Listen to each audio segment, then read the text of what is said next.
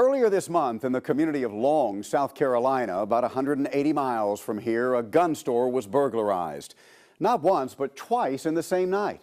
Federal agents say within 48 hours, all 225 guns stolen were on the black market, ready to be part of the rising crime rate in your community. Many of the guns will likely make it back here to Georgia, where gun store burglaries are also skyrocketing this year. We're especially sensitive to gun crime here in Savannah, so we ask the question, what is being done to keep these massive gun store inventories safe and secure after the lights are turned off? The answer might help you better understand why so many criminals have so many guns and why so many people are dying. It's nothing and nobody can replace what we lost. We live it every day, every day. I lost a beautiful son. I lost a legacy. It's really hard. It's really hard. It's like having a part of my heart amputated and I can never get it back. It's just living in spite of it. She was gunned down coming in from work. Ricky was my mirror. The night before Ricky got killed was my husband's birthday. I lost everything, pretty much. He was murdered at 24 and a half years on the community playground that he loved so much. My son lay there all night long. They are the faces and stories impossible to forget. Even if you've never lost a loved one to murder, it's easy to imagine that kind of gaping hole created by this brand of violence. It is also easy to understand why, if you sell the tools of this trade, you are a constant target for the criminal trade.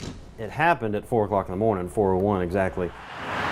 On June 9th, the Backwoods Armory just outside Statesboro became one of those targets. This out-of-the-way gun store is basically a modified one-bedroom home. At the time, no bars on the windows, no reinforced entrance, and a security system that was designed to alert the owner if there was an intruder. On that June night, what security was in place failed. It didn't take me very long to realize that everything that I had, just about as far as handguns, had been taken. The burglary netted the thieves more than 50 guns valued at better than $25,000. Everything from a $300 target pistol to an $1,100 Ruger semi-automatic. 50 handguns, hardly gone, just reassigned to those who have no business and no honorable intent with a weapon. Owner Christopher Frost calls this one a hard lesson. I've got a mainline security system and a backup and a second backup. And you've added cameras and a few other things that are going to make sure that you know. Yeah. Frost's lack of protection at his store is not accidental or even unusual. It's the law. What are the federal regulations as they pertain to how a gun dealer has to protect, is required to protect? There are no regulations that say that they're required to do certain things to make sure that these things are safely kept. ATF Special Agent James Deere enforces gun laws from Atlanta to Savannah. In this case, there isn't one to enforce. You see, the feds are always happy to recommend security measures to store owners, but store owners are under no obligation to accept the advice. We've had a drastic increase in the number of FFL burglaries within the state of Georgia. These folks are very organized, they're very methodical, and they're quick. So quick these days that the number of guns being taken from gun stores here has jumped 50% so far this year, and the year isn't over yet. It's not a matter of if, it's when it happens. Almost 1 year ago, on the night before Thanksgiving, nothing was stirring at Ortiz Custom Guns in Savannah. That was about to change. Using a stolen Toyota, a suspect who admitted to casing the store during regular business hours that day went in for the easy arsenal. Armed with a satchel and hammer, he knew exactly what he wanted, exactly which cases, even knew where the ammo was. Or did he? He started looking around with a flashlight, looking for a gun. He goes to the back and start opening empty boxes. Couldn't find a gun. Why? Because all the guns are in safes. Despite what the law may not demand, Ortiz doesn't need reminding of just how popular his store is after it closes.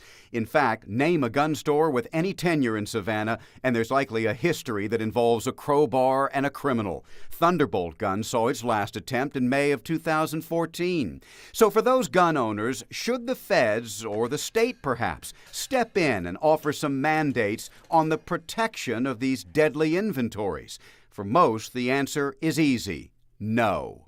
Yet plenty of other states have. 9 states require very specific security measures to protect weapons for every licensed gun dealer, including storing guns out of sight after hours. Not Georgia, not South Carolina.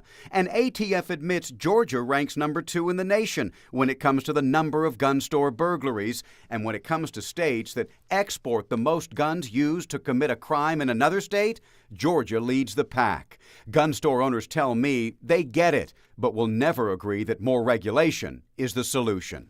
It's difficult for me because I have some amount of pride attached to this, and I want to say, no, I know better than the government, but on the other hand, it makes complete sense to have a giant vault and lock all your guns up at night. This is what I do, and it works for me. If you use your common sense, might as well do it. Common sense will also tell you the flow of illegal guns onto the black market will continue unabated, and so too will the many stories and so many faces that are so hard to forget. I was so proud to be his mother. I lost a large part of my heart. When those homicide detectives come and knock on your door, it's not just other people.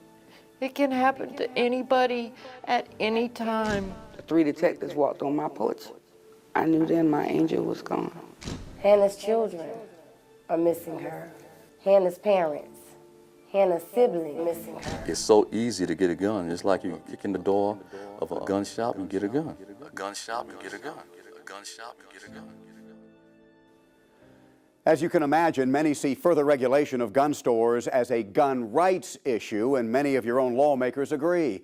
Congressman Buddy Carter told me instead of putting more laws and regulations on the victims of these crimes, just law-abiding citizens trying to run a business, there needs to be better enforcement of laws to ensure that thieves are prosecuted.